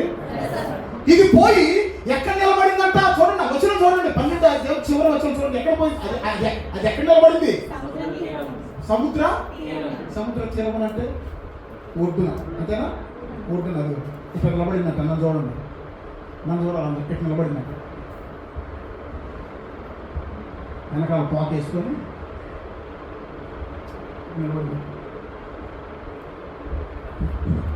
ఎందుకు ఇది చెప్పాను? ఇది ఎందుకు చెప్పాను చెప్పనా? చదువుకున్న వాడు కొంచెం బుర్ర పెట్టండి. చదువు లేని వాడికి ఎట్టాగో అర్థం కాదు, వాళ్ళ పక్కన పెట్టండి. చదువుకున్న వాడు కొంచెం బుర్ర పెట్టండి. ఏంటి ఆ బుర్ర చెప్పనా? ఇది వెళ్ళి సముద్ర తీరమున నిలబడింది. ఏ అధ్యాయంలో, ఏ వచనంలో? ఇది వెళ్ళి సముద్ర తీరమున నిలబడింది ఎక్కడ, ఏ వచనంలో? 12వ అధ్యాయము. అంటే ఏ వచనం? చివరి వచనం, అంతేనా? చివరి వచనమేనా? రైట్. ఇప్పుడు దీని సంబంధం చెప్తున్నా చూడండి దయచేసి. సంబంధం 12వ అధ్యాయం చివరి వచనంలో ఇది వెళ్ళి సముద్ర తీరమున నిలబడింది. వెంటనే 13వ అధ్యాయం మొదటి వచనంలో ఆ సముద్రం నుంచి ఈ మృగం పైకి వస్తుంది. ఏంటి సంబంధం? ఏంటి సంబంధం? ఏంటి? మరలా చెప్తున్నాను, ఆలోచించండి చక్కగా. 12వ అధ్యాయం చివరి వచనంలో ఇది వెళ్ళి సముద్ర తీరమున నిలబడింది. 13వ అధ్యాయం మొదటి వచనంలో వెంటనే ఈ మృగం సముద్రం నుంచి పైకి వస్తుంది. అంటే దాని అర్థం ఏంటి? ఇది వెళ్ళి పైకి రమ్మని ఏం చేసింది? పిలిచింది. అది సంబంధం. ఇది బుర్రకు అంటట్లేదు. ఈ 12వ అధ్యాయం చివరి వచనంలో ఇది వెళ్ళి సముద్ర తీరమున నిలబడింది. ఎందుకు నిలబడింది అంటే పని పాట లేకుండా నిలబడింది. అది నాకేం పని లేదా? యుద్ధం చేయటానికి. ఏం చేయటానికి? మరి యుద్ధం చేయాలంటే దీనికి ఒక వ్యక్తి కావాలి. యుద్ధం చేయాలంటే ఎవరు కావాలి? దీనికి ఒక వ్యక్తి కావాలి. ఎందుకు చెప్పనా? దేవుడు ఏమై ఉన్నాడు? సాధారణంగా చెప్పండి, ఆత్మ ఉన్నాడు, అంతేనా? దేవుడు ఆత్మ ఉన్నాడు, ఆయన ఆరాధించేవారు. దేవుడు ఏ విధముగా ఆత్మ ఉన్నాడో దెయ్యం కూడా ఆత్మే. మీకు తెలియదు అసలు ఆ విషయం. దేవుడు ఆత్మే, దెయ్యం కూడా, సాతాను కూడా ఎవరో ఆత్మే. పడిపోయిన ఒక దేవదూత, అది ఆత్మ. ఇప్పుడు మీకు విషయం చెప్తాను కదండి. దేవుడు ప్రేరేపిస్తాడు, దెయ్యం కూడా ప్రేరేపిస్తుంది. అది మీరు గుర్తుపెట్టుకో. ఒకసారి అంటే సాతాను దావీదు హృదయాన్ని ప్రేరేపించగా జనాభాని ఏం చేశాడు? లెక్క పెట్టాడు. అక్కడ క్లియర్గా ఉంది, సాతాను దావీదు హృదయాన్ని ప్రేరేపించింది. దేవునికి స్తోత్రం కలుగును గాక. దేవుని యొక్క ఆత్మ ప్రేరేపిస్తుంది, దయ్యపు ఆత్మ ప్రేరేపిస్తుంది. అంటే ఇప్పుడు దీని అర్థం ఏంటి? ఇది సముద్ర తీరమున వెళ్ళి నిలబడింది అంటే అర్థం ఏంటంటే ఈ మృగాన్ని పిలవటానికి ఇక్కడికి వచ్చింది. ఈ మృగాన్ని ఇక చాలే, 6000 సంవత్సరాల నుంచి సముద్రంలో ఉన్నాం, ఇక చాలే, ఇక బయటికి రా. ఇక ఇప్పుడు నా టైం వచ్చింది. ఇప్పుడు నేను యుద్ధం చేయాలి. ఏం చేయాలి? మరి యుద్ధం చేయాలంటే నాకు శరీరం లేదు కాబట్టి నేను కత్తి పట్టుకోలేనుగా, డాగ్ పట్టుకోలేనుగా, నేను పట్టుకోలేనుగా. ఏదైనా పట్టుకోవాలంటే ఏం కావాలి? ఫిజికల్ బాడీ కావాలి, శరీరం కావాలి కదా. ఆత్మ మనకులాగా పనిచేయలేదు ఆత్మ, కానీ ప్రేరేపిస్తుంది. ఏం చేస్తుంది? ప్రేరేపిస్తుంది. అది వీడు అంటున్నాడు, నాకు ఒక మనిషి కావాలి, నువ్వే సరైన మనిషివి నువ్వే రా, నీకోసమే ఇన్ని వేల సంవత్సరాల నుంచి ఎదురు చూస్తున్నా, రా నువ్వే సరైన వ్యక్తి రా అని సముద్ర తీరాన్ని వెళ్ళి అక్కడ నిలబడింది. దీని ప్రేరేపణ, దీని ఆహ్వానం దీనికి అర్థమవుతుంది. అర్థమయ్యి వెంటనే సముద్రం నుంచి మృగం పైకి వస్తుంది. అందుకే పేపర్లో ప్రింట్ చేసి ప్రతి ఒక్కరికి ఇచ్చింది. అందుకే ఇట్లా చెబుతున్నప్పుడు మీరు పేపర్లో చూడమని అట్టిచ్చింది. సాయంత్రం పట్టుకురండి. దేవునికి స్తోత్రం కలుగును గాక. ఇప్పుడు చెప్పండి సంబంధం ఏంటి? ఈ మృగాన్ని పైకి రమ్మంటుంది ఎవరో? ఘట సర్పం. ఆ సంబంధం ఏంటి? 12వ అధ్యాయము చివరి వచనం, వెంటనే 13వ అధ్యాయం మొదటి వచనం. అంటే దాని అర్థం ఏంటి? ఆ 2 వచనాలకు ఉన్న సంబంధం ఏంటంటే సముద్రపు ఒడ్డుకి వెళ్ళి ఏం చేస్తుంది? దా దా దా అని పిలుస్తుంది. పిలిచిన వెంటనే ఇది పైకి వచ్చేస్తుంది. దేవునికి మహిమ కలుగును గాక. ఎందుకు ఆ యొక్క ఘట సర్పము సముద్రంలో ఉన్నటువంటి ఆ మృగాన్ని ఎందుకు పిలుస్తుంది? సముద్రం మనకి ఏం చెప్పాను? ప్రపంచంలో ఉన్న భక్తిహీనుల సముదాయం, భక్తిహీనులందరినీ కలిపి యెషయా ప్రవక్త కదులుతున్న సముద్రం వంటి వారు అని పోల్చాడు. వాళ్ళందరూ కూడా సాతాను ప్రేరేపణకు లోబడి ఈ వ్యక్తికి ఏమిస్తారు? అధికారం ఇస్తారు. అంటే ప్రపంచ సార్వభౌమ అధికారాన్ని ప్రపంచ ప్రజలందరూ కూడా ఒక వ్యక్తికి కట్టబెడతారు. ఆ వ్యక్తే ఈ క్రూర మృగం. ఆ క్రూర మృగం సంఖ్య 666. ఈ యొక్క క్రూర మృగానికి బైబిల్లో మొత్తం 20 పేర్లు ఉన్నాయి. అందులో ఒక పేరు అంత్యక్రీస్తు. ఎవరు చెప్పండి? లేదా క్రీస్తు విరోధి అని తెలుగు బైబిల్లో ఉంది, కానీ తమిళ బైబిల్ ఏమనుంది? అంత్యక్రీస్తు. ఇంగ్లీష్ బైబిల్లో యాంటీ క్రైస్ట్. యాంటీ క్రైస్ట్ అంటే అర్థం ఏంటి? క్రీస్తు ఏం చెప్పాడో దానికి ఆపోజిట్, వ్యతిరేకంగా చెప్పడం. ఏదైనా చోట్ల కూడా ఏం జరిగింది? దేవుడేమో తినొద్దని చెప్పాడు, ఈడేమన్నాడు?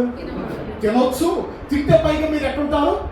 దేవదూతలా ఉంటారని చెప్పాడు. అంటే ఆయన చెప్పిన దానికి వ్యతిరేకం. అంటే ఇది మీకు అర్థం కావాలంటే ఈజీగా చెప్తా. దేవుడేమో సండే స్కూల్ పెట్టాడు, వీడేమో మండే స్కూల్ పెట్టాడు. దేవుడు ఏం చెప్పాడు సండే స్కూల్లో? అది తినొద్దు అని చెప్పాడు సండే స్కూల్లో. వెంటనే మండే స్కూల్ ఈడేం చెప్పాడు? ఈ రోజే సినిమా రిలీజ్ అయింది, కొత్త సినిమా, వెళ్ళు అని వీడు చెప్పాడు. దేవునికి స్తోత్రం కలిగిన గాక. మరి ఇప్పుడు సండే స్కూల్ కావాలా, మండే స్కూల్ కావాలా? మరి సండే స్కూల్ కావాలంటే మరి ఇంకన్నీ నా బాడీ కలిపెట్టుకుని కూర్చోవడం ఏంటి? తెలుసుకోండి, సత్యాన్ని తెలుసుకోండి చక్కగా. తామరాకు తెలుసా మీకు? ఏంటది? తామరాకు. అది నీళ్ళలోనే ఉంటుంది, నీళ్ళలోనే పెరుగుద్ది, కానీ దానికి ఏమంటుకో? అదిగో అది విచిత్రం. విచిత్రం అదే నేను చెప్తున్నా. ప్రభు రాకడ వరకు మనం ఈ లోకస్తుల మధ్యలోనే ఉండాలి, కానీ వాళ్ళ అలవాట్లు, వాళ్ళ పాపాలు మనకి అంటకూడదు. సమూయేలు పాపము చేస్తున్న వారి మధ్యలోనే ఉన్నాడు, దేవుని మందిరంలో, కానీ ఆయనకి పాపం అంటుకుందా? అదే ఆరాధన అంటే. ఆరాధన అంటే అర్థం చెప్పండి. ఆరాధన అంటే మందిరానికి వచ్చి 4 పాటలు పాడేసిన తర్వాత అందరం లేచి నిలబడదాం, ఆరాధన చేసుకుందాం అని చెప్పేసి ఒక ఆత్మీయ కార్యక్రమాన్ని మందిరంలో జరిగిస్తారు. నేనేమంటున్నానంటే ఆరాధన అంటే మందిరానికి వచ్చినప్పుడు నిలబడి చేసి చేతులెత్తి ప్రార్థన చేసేదే ఆరాధన కాదు. ఆరాధన అంటే చెప్పనా? జీవితాంతం చేసేది ఆరాధన. జీవితాంతం చేసేది అంటే ఏంటి? ఆరాధన. పాపం చేసేవారి మధ్యలోనే ఉన్నాడు ఎవరో? ఆ ఏలి కుమారుడు దుర్మార్గులా కాదా? దుర్మార్గుల మధ్యలోనే పెరిగాడు. మరి వాళ్ళ దుర్మార్గం ఈయన కంటుకుందా? అదిగో తామరాకు నీళ్ళలో ఉంటుంది, కానీ ఆ నీళ్ళు దాన్ని కంటుకుంటాయా? ఇదే క్రైస్తవ జీవితం. ఆరాధన అంటే, ఆరాధన అంటే చనిపోయేంత వరకు పాపము నుండి పారిపోవటం. యోసేపు దగ్గరకు ఆమె వచ్చింది, ఆమె వచ్చి యోసేపుకి లైన్ వేసింది. ఆయన పడ్డాడా? ఒకవేళ ఆయన పడ్డా, పాపం చేసినా అక్కడ చూడటానికి ఎవరైనా ఉన్నారా? కానీ యోసేపు దేవుణ్ణి ఆరాధించే వ్యక్తి. ఆరాధన అంటే ఏంటో చెప్పనా? పాపము నీ పక్కనే ఉన్నా సరే అది నీకు అంటుకోకుండా నువ్వు పరిగెత్తడం దుర్మార్గుల మధ్యలో ఉన్నా సరే వాళ్ళ దుర్మార్గత నీకు అంటుకోకుండా పవిత్రంగా జీవించడమే ఆరాధన. సమూయేలు ఏ వయసులో వెళ్ళాడు మందిరానికి? చిన్న వయసులో, నాకు తెలిసి ఆటలాడే వయసు. ఏ వయసు? కానీ ఆటలాడే వయసులో ఆరాధన చేశాడు పిల్లోడు. ఆటలాడే వయసులో ఏం చేశాడు? ఏంటి ఆరాధన చెప్పరా?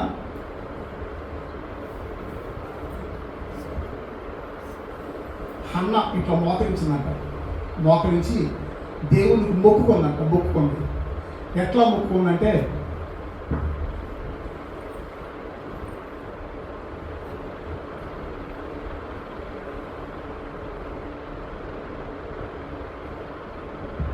మొక్కిందంట హన్నను చూసి ఈ సమూయేలు చిన్నపిల్లోడు జులపాలు చుట్టేసుకొని చిన్నపిల్లడు ఎట్లెట్లా చూస్తూ అమ్మ ఏంటి ఎట్టు చేస్తుంది, అమ్మ ఏంటి ఎట్టు చేస్తుంది అని ఎట్లెట్లా చూస్తూ, ఆహా నేను కూడా ఇటు చేయాలి కాబోలు అని సమయానికి పెట్టాలి.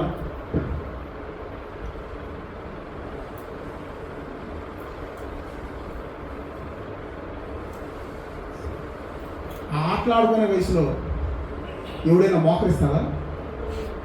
ఆటలాడుకునే వయసులో బుద్ధిగా తల్లి పక్కనే ప్రార్థనలో కూర్చుంటాడా? ఆటలాడుకునే వయసులో దేవుడికి మొక్కుతారా? అంటే దాని అర్థం ఏంటి? సమూయేలు ఎప్పుడు ఆరాధన స్టార్ట్ చేశాడు?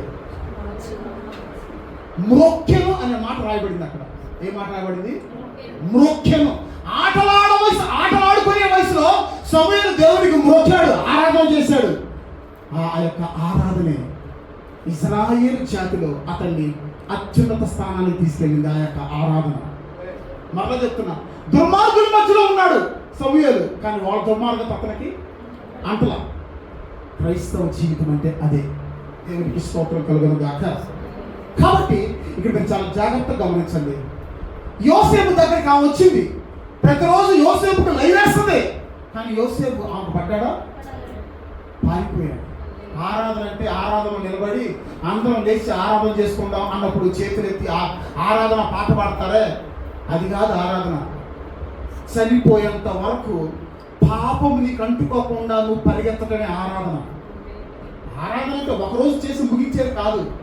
ఆరాధన అంటే ఒక రోజుతో చేసి ముగించేది కాదు, ఒక గంటతో చేసి ముగించేది కాదు. ఆరాధన అంటే నువ్వు చనిపోయి సమాధిలోకి వెళ్ళేంత వరకు దుర్మార్గత అంటుకోకుండా, పాపం నీకు అంటుకోకుండా, ఎవరి మధ్యలో నువ్వు ఉన్నా సరే వారి యొక్క దుర్మార్గత నీకు అంటుకోకుండా అనుదినము అనుక్షణము నువ్వు పారిపోతూ ఉండటమే ఆరాధన. దేవునికి స్తోత్రం కలుగును గాక. కాబట్టి ఇక్కడ మనం గమనించినట్లయితే ఇప్పుడు సముద్రం నుంచి పైకి రమ్మని చెప్పింది ఎవరు? ఈ యొక్క మృగాన్ని సముద్రం నుంచి పైకి రమ్మని పిలిచింది ఎవరు? దేవునికి స్తోత్రం కలుగును గాక. ఇప్పుడు కొన్ని విషయాలు చెప్తా చూడండి. ఇది ఏ రంగులో ఉంది చెప్పాలి? ఇది ఏ రంగులో ఉంది? ఓకేనా? దీనికి ఎన్ని తలకాయలు చెప్పాలి కరెక్ట్. ఇదంతా మీకు తెలియాలంటే 12వ అధ్యాయం 3వ వచనం చదవండి. ప్రకటన గ్రంథం 12వ అధ్యాయం 3వ వచనం. లోకమందు ఇంకొక సూచన కనబడెను. లోకమందు పరలోకమందు అంతటా పరలోకమందు ఇంకొక సూచన కనబడెను. ఇదిగో ఎర్రని మహాఘట సర్పము. చూసారా? ఎర్రని మహాఘట సర్పము. దానికి 7 తలలను, దానికి 7 తలకాయలు ఉన్నాయి, 10 కొమ్ములను ఉండెను. ఆగండి. ఇప్పుడు ఇక్కడ ఇందులో 3 ఉన్నాయి. రంగు ఏంటంట చెప్పాలి? తలకాయలు ఎన్ని? కొమ్ములు ఎన్ని? అయ్యో మరి ఇప్పుడు ఈ మృగానికి తలకాయలు ఎన్ని? కొమ్ములు ఎన్ని? ఇదే రంగులో ఉంది. అమ్మ బాబోయ్, అంటే వీళ్ళిద్దరు క్లోజ్ ఫ్రెండ్స్. వీళ్ళిద్దరు ఎవరు చెప్పండి? Close friend. ఈ రంగు ఏంటి? మరి ఈ మృగం ఎరుపు రంగులో ఉందా? 17వ అధ్యాయం 4వ వచనం చదవండి. ప్రకటన గ్రంథం 17వ అధ్యాయం 4వ వచనం. ఆ స్త్రీ రక్తవర్ణము గల వస్త్రము ధరించుకొని బంగారముతోను రత్నములతోను ముత్యములతోను అలంకరింపబడినదై ఏకమైన కార్యములతోను తాను చేస్తున్న వ్యభిచార సంబంధమైన అపవిత్ర కార్యములతోను నిండిన మరి ఒక సువర్ణ పాత్రను తన చేత పట్టుకుని ఉండెను. దాని నొసట 2:3 భూరాజులు ఆమెతో వ్యభిచరించిరి. భూనివాసులు ఆమె వ్యభిచార మధ్యములో మత్తులైరి. అప్పుడు అతడు ఆత్మవశుడైన నన్ను అరణ్యమునకు కొనిపోగా దేవదూషణ నామములతో నిండుకొని 7 తలలను 10 కొమ్ములను గల ఎర్రని మృగము మీద కూర్చున్నాడు.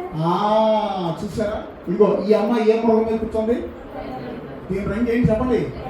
మరి ఇప్పుడు కడసాత్మ రంగు ఏంటి? దానికి ఎన్ని కొమ్ములు? 10 కొమ్ములు. ఎన్ని తలకాయలు? దీనికి ఎన్ని కొమ్ములు? 10 కొమ్ములు. దీనికి ఎన్ని తలకాయలు? అంటే వీళ్ళిద్దరు ఎవరు? Close friends. వాళ్ళు ఎంత క్లోజ్ ఫ్రెండ్స్ సాయంత్రం బాగా చెప్తారు. వీళ్ళ యొక్క ఫ్రెండ్షిప్ చాలా జాగ్రత్తగా మీరు వినండి. దేవునికి స్తోత్రం కలుగును గాక. అంటే ఇటువంటి వ్యక్తిని ప్రపంచం యొక్క అత్యున్నతమైన అధికారానికి తీసుకుని వచ్చి ఆ వ్యక్తిని నడిపించేది ఎవరు? ప్రేరేపించేది ఎవరు? దేవునికి స్తోత్రం కలుగును గాక.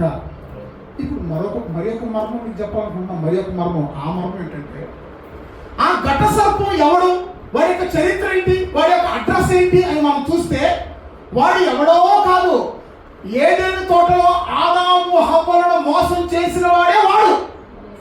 ప్రకటన గ్రంథం 20వ అధ్యాయము 3-4 వచనాలు చక్కగా చదువుతారా? ప్రకటన గ్రంథం 20వ అధ్యాయము 3-4 వచనాలా? ఆ 1000 సంవత్సరంలో గడిచే వరకు కొంచెం పైన మొదటి రెండు వచనాలు.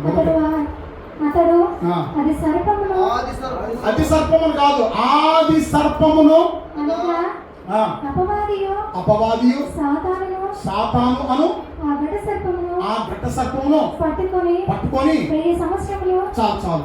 ఇక్కడ సాతానుకు 4 పేర్లు ఉన్నాయి. ఎన్ని పేర్లు చెప్పండి దయచేసి. ఒకటేంటి? ఆది సర్పం. రెండోది ఏంటి? ఘట సర్పం. మూడోది ఏంటి? అక్కడ సాతానికి 4 పేర్లు ఉన్నాయి. ఆ 4 పేర్లు చెప్పండి. ఒకటేంటి? ఆది సర్పం. రెండోది ఏంటి? అపవాది. మూడోది ఏంటి? సాతాను. నాలుగోది ఏంటి? చూసారా వీడికి ఎన్ని పేర్లు ఉన్నాయో? ఆ ఘట సర్పమే ఈ ఘట సర్పం. సముద్రంలో నుంచి ఈ యొక్క మృగాన్ని పైకి రావడం చెప్పిందే ఆ ఘట సర్పమే ఈ ఘట సర్పం. అంటే ఆది సర్పం. ఆది సర్పం అంటే మళ్ళీ ఇప్పుడు ఎక్కడికి వెళ్ళాలి? ఆది కాండంలోకి వెళ్ళాలి. ఆ స్టోరీ మనందరికీ తెలుసు. ఆది కాండంలో దేవుడు చెప్పిన దానికి ఉల్టా చెప్పింది ఇది. దేవునికి స్తోత్రం కలుగును గాక. ఇప్పుడు ఒక చిన్న మర్మం. ఏంటి ఆ మర్మం చెప్పనా? ప్రకటన గ్రంథం మరలా చదవద్దులే వినండి. ప్రకటన గ్రంథం 12వ అధ్యాయం 3వ వచనంలో ఇదిగో ఎర్రని మహాఘట సర్పం ఉంది. ఎర్రని. మరి ఈ ఎర్రని మహాఘట సర్పం ఏదే తోటలో ఎర్రగా ఉందా? మరి ప్రకటన గ్రంథానికి వచ్చేటప్పుడు ఎర్రగా ఎందుకు అయింది? ఏదేని తోటలో దీనికి 7 తలకాయలు ఉన్నాయా? లేవు.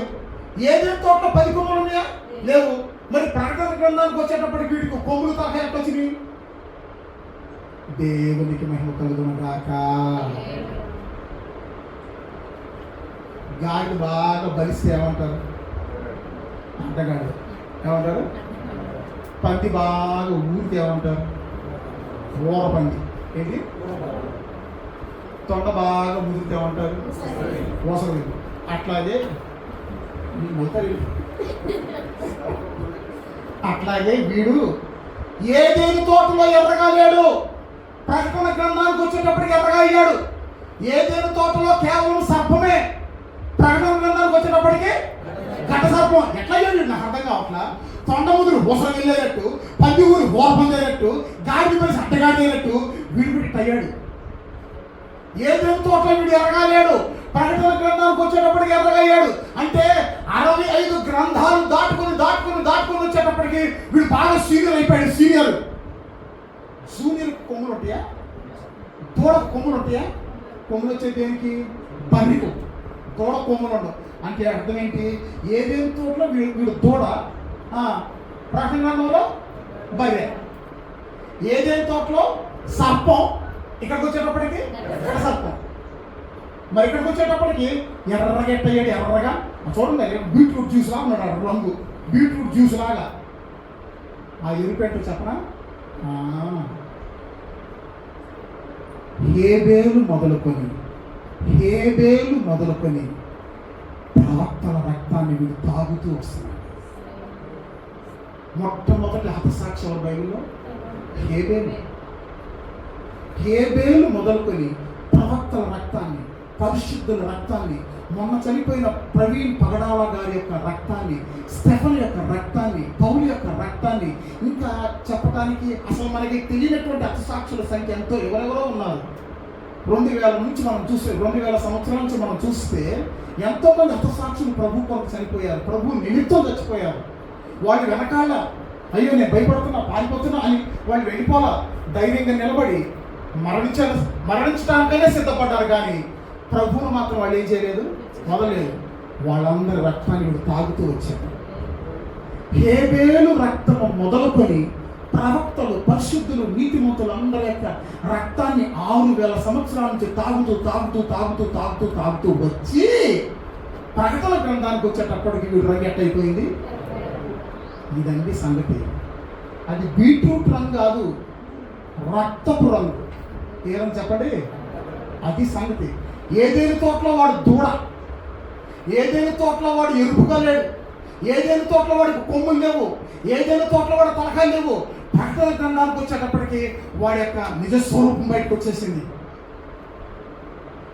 కాబట్టి ఆ తలకాయలతో, ఆ కొమ్ములతో ఈ మృగాన్ని వాడు పిలుస్తున్నాడు. అంటే దాని అర్థం ఏంటంటే తన అధికారాన్ని, తన బలాన్ని, తన సింహాసనాన్ని ఈ యొక్క మృగానికి ఇవ్వటానికి. అర్థమవుతుంది విషయం.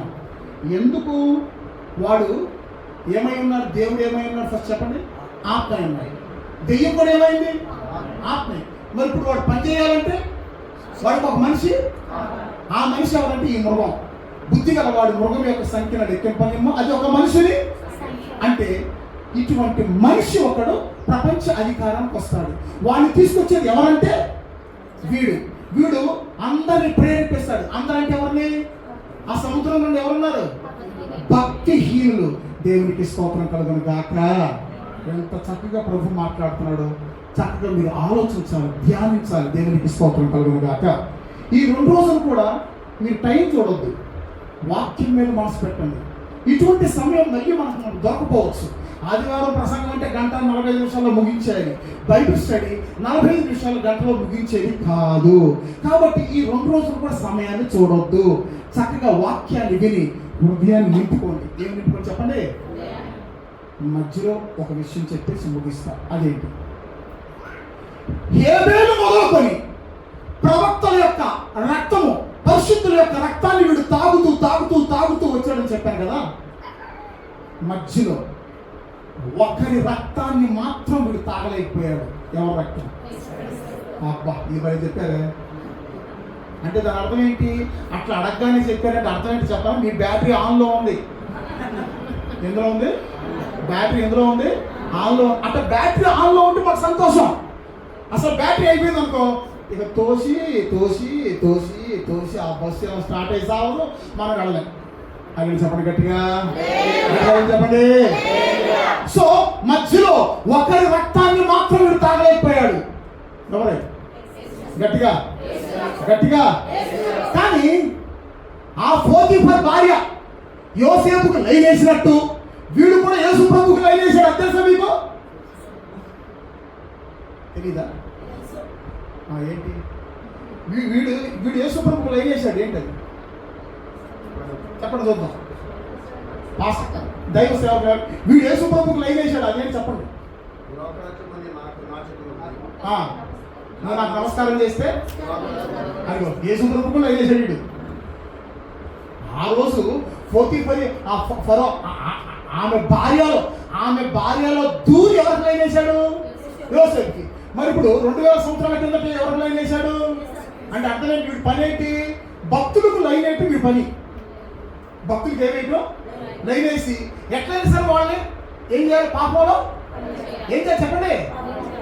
యేసు ప్రభువుకు లైన్ వేశాడు. కాకపోతే విషయం ఏంటంటే యేసు ప్రభువుకు లైన్ వేస్తే వీడు పళ్ళ. యేసు ప్రభు పళ్ళ. ఏమన్నాడు? నీ దేవుడి యెహోవాకు మాత్రమే నమస్కరించాలి, ఆయనకు మాత్రమే మొక్కాలి, సాగిలు పడాలని వాక్యాన్ని మాట్లాడి వీడిని ఏం చేశాడు? జయించాడు. ఒకవేళ కనుక వీడు యేసు ప్రభువుకు లైన్ వేసినప్పుడు యేసు ప్రభు వీడికి పడిపోయి, వీడి మాటలకు పడిపోయి, వీడి చూపులకు పడిపోయి, వీడు రంగుకు పడిపోయి నమస్కారం చేసుంటే ఏమయ్యేది? యేసు ప్రభు కనుక వీడికి పడిపోయి నమస్కారం చేసుంటే ఏమయ్యేది? పాస్టర్ గారు ఇక్కడ ఏమంటారు? మనకు అసలు ఈ రక్షణే, ఈ ఆనందం, ఈ మందిరం, ఇంత హ్యాపీగా కూర్చొని చక్కగా వాక్యం వినే బాధ్యత యేసు ప్రభు గనక వీడికి పడిపోయి ఒక్క నమస్కారం చేసుంటే ఏం జరిగేదో చెప్పనా? వెంటనే సాతాను పరలోకం వెళ్ళిపోయేవాడు. వెంటనే పరలోకం వెళ్ళిపోయి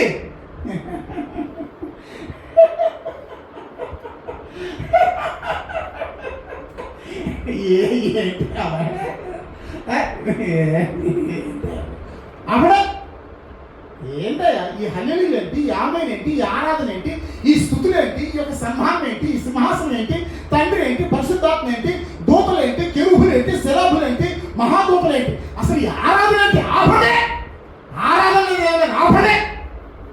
ఈ స్థలం అంతా మీరు ఖాళీ చేయండి. ఇప్పుడు ఈ స్థలం కూడా నాదే, ఇప్పుడు ఈ స్థలం కూడా నాదే. కారణం ఏంటి? కింద ఆయన నాకేం పెట్టాడు? కింద ఆయన నాకేం పెట్టాడు? ఒక్క నమస్కారం పెడితే భూలోకంతో పాటు పరలోకం కూడా ఎవరైపోయేది? ఇక మనకు పరలోకం ఉండేదా? మనకి ఈ నిరీక్ష ఉందా? ఇదిగో నేను వెళ్ళి మీకు ఒక స్థలమును సిద్ధపరచ వెళ్తున్నాను ప్రభు చెప్పాడే, ఆ స్థలం మనకు ఉండేదా? Thank God. యేసు ప్రభు వీడి మాటలకు పడిపోలా, వాడికి నమస్కారం చేయాలి. యేసు ప్రభు వాడికి నమస్కారం చేయలేదు, వాడి మాటలకు పడిపోలేదు. కాబట్టి గట్టిగా చప్పట్లు కొట్టి మహిమతులు గట్టిగా ఈ యొక్క టాపిక్, ఈ యొక్క సబ్జెక్ట్ ధ్యానిస్తున్నప్పుడు నా హృదయం ఎంతో సంతోషంగా ఉంటుంది. ఎందుకు చెప్పనా? ఆయన కనుక 2000 సంవత్సరాల క్రిందట వీడు లైన్ వేసినప్పుడు ఆయన వీడికి పడిపోయి దండం పెట్టుంటే నేను సేవకునేవాడు కాదు, మీరు విశ్వాసం లేవాడు కాదు, అసలు మందిరమే లేదు, అసలు మాకు పరలోకమే లేదు. అందును బట్టి ఎల్లప్పుడూ దేవుణ్ణి ఏం చేయాలి? ఆరాధించాలి. ఏం చేయాలి చెప్పండి?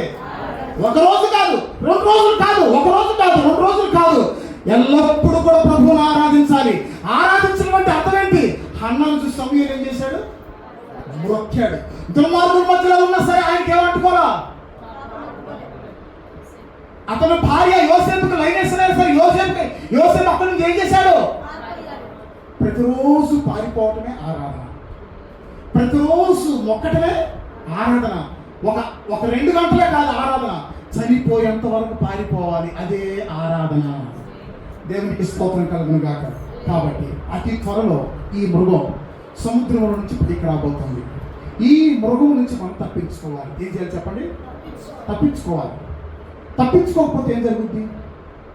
ఆ ఎలుక పిల్లికి ఎట్లా దొరికిందో మనందరం వీడికి దొరికిపోతాం. పొరపాటున ప్రభు రాకల్లో చేయి విడిచిపెట్టబడ్డామా, వీడు మనలందరినీ, ఆ పిల్లి కనుక ఎలుకను పట్టుకొని తినేసినట్టు మనలందరినీ పట్టుకొని చీల్చేస్తాడు, తొక్కేస్తాడు, పొడి చేస్తాడు. దేవునికి స్తోత్రం కలుగును గాక. వాడు ఏమంటాడో చెప్పనా? వాడు అధికారంలోకి వచ్చిన తర్వాత ఏమంటాడో చెప్పనా? ఏంటండి మీరు సేవకులు అంటున్నారు, మీరు విశ్వాసం అంటున్నారు, ఎంతో కాలం నుంచి ప్రభువుని మీరు వెంబడిస్తున్నారు, ఎంతో కాలం నుంచి మీరు ప్రభువుని ఆరాధిస్తున్నారు, మరి మీరు ఎత్తబడలేదేంటి, ఇక్కడే ఉన్నారేంటి అని అడుగుతాడు. మరి మీరు పైకి ఎత్తబడలేదేంటి, మీరు ఇక్కడే ఉన్నారేంటి అని అడుగుతాడు. అప్పుడు వాడేమంటాడు చెప్పనా? సరే, ఇంతకాలం యేసు ప్రభు మాట మీరు వెళ్ళలేదు కాబట్టి ఇప్పుడు నా మాట వినండి. అర్థమైన పాయింట్ మీకు? ప్రతి ఒక్కరు ఎవరో ఒక మాట వినాలి. అధ్యక్ష మీకు ప్రతి ఒక్కరు ఎవరో ఒక మాట వినాలి. అదేం చెప్పండి చూద్దాం. భార్య భర్త మాట వినాలి, పిల్లలు తల్లిదండ్రుల మాట వినాలి, విశ్వాసులు దైవ సేవకుడి మాట వినాలి, స్కూల్లో స్టూడెంట్లు టీచర్ మాట వినాలి. మీరు ప్రతి చోట గమనించండి, పెద్ద ఆఫీసర్ చిన్న ఆఫీసర్ మాట వినాలి, ముఖ్యమంత్రికి కింద మంత్రుల మాట వినాలి. ప్రతి ఒక్కరికి మాట వినాల్సిందే. ఇప్పుడు వీడియో ఏమంటారంటే, మీరు దేవుని మాట వినలా, ఇంతకాలం మీకు బోధించినా సరే మీరు దేవుని మాట వినలా, కాబట్టి ఇప్పుడు నా మాట వినండి. ఏం చేయండి? నా మాట విని మీరు ఆ ముద్ర వేయించుకోవాలి. ఏమి వేయించుకోవాలి చెప్తాను. దాని గురించి రేపు సాయంత్రం ఇంకా చాలా విషయాలు ఉన్నాయి. కాబట్టి ఇప్పుడు మనం తెలుసుకుంది ఏంటంటే, ఈ మృగం ఎక్కడి నుంచి వస్తుంది చెప్పండి? బయట ఆహ్వానిస్తుంది ఎవరు? ఎందుకు ఆహ్వానిస్తుంది? యుద్ధము. కారణం ఏంటి? యుద్ధం చేయాలంటే వాడికి ఏం లేదు, శరీరం లేదు. కాబట్టి వాడికి ఒక మనిషి కావాలి, ఆ మనిషిని ప్రేరేపిస్తాడు. నేను మరలా చెప్తున్నా, దేవుడికైనా సరే దెయ్యానికైనా సరే మనిషి కావాలి. దేవుడికైనా సరే దెయ్యానికైనా సరే మనిషి కావాలి. అదిగో దేవుడికి కావాల్సిన మనుషులు ఎవరు? నేను, మీరు. అంతేనే కాదా? దేవుడు ఆత్మ ఉన్నాడు, ఆయన శరీరం కాదు. శరీరీతిగా వచ్చాడు, వెళ్ళిపోయాడు. ఇప్పుడు ఆయన ఆత్మ ఉన్నాడు. కాబట్టి ఆత్మస్వరూపుడుగా ఉన్న దేవుడు పని చేయలేడు, ప్రేరేపిస్తాడు. కాబట్టి మనం పని చేస్తున్నాం. అట్లాగే దెయ్యానికి కూడా శరీరం లేదు, ఆత్మే. కాబట్టి వాడు ఏం చేస్తాడు? ఈ యొక్క మనిషిని పిలుస్తాడు, నువ్వు రా, నేను నీకు నా సింహాసనాన్ని ఇస్తాను, నా యొక్క అధికారాన్ని ఇస్తాను, నా యొక్క బలాన్ని ఇస్తాను. యేసు ప్రభుతో కూడా ఏమన్నాడు వాడు? ఒక్కసారి నాకు నమస్కారం పెడితే ఈ లోక రాజ్యాల అధికారం అంతా నీకు ఇస్తానన్నాడు. ఇది పెద్ద డ్రామా. ఏంటది? మామూలు కామెడీ కాదు, జబర్దస్త్ మించిన కామెడీ. అది జబర్దస్త్ మించిన ఏంటో చెప్పనా? ఏం పాస్టర్ గారు మీకు కామెడీ కూడా తెలుసా? మీరు కామెడీ కూడా మీకు తెలుసా అని మీరు నన్ను అడగవచ్చు. అవును తెలుసు, నాకు కామెడీ కూడా తెలుసు. ఇప్పుడు చదవకండి. నాకు దండం పెడితే ఇవన్నీ మీకు ఇస్తానన్నాడు కదా, అది పెద్ద కామెడీ తెలుసా మీకు? అది పెద్ద కామెడీ. నాకు నమస్కారం పెడితే ఈ లోక రాజ్యాలన్నీ నీకు ఇస్తానన్నాడు కదా, అది పెద్ద కామెడీ. ఏం చెప్పండి కామెడీ? ధ్యానిస్తే నాకు అర్థమైంది, మరి మీకేమైనా అర్థం అవుతుంది చెప్పండి. పెద్ద, అసలు మామూలు కామెడీ, పెద్ద కామెడీ అది.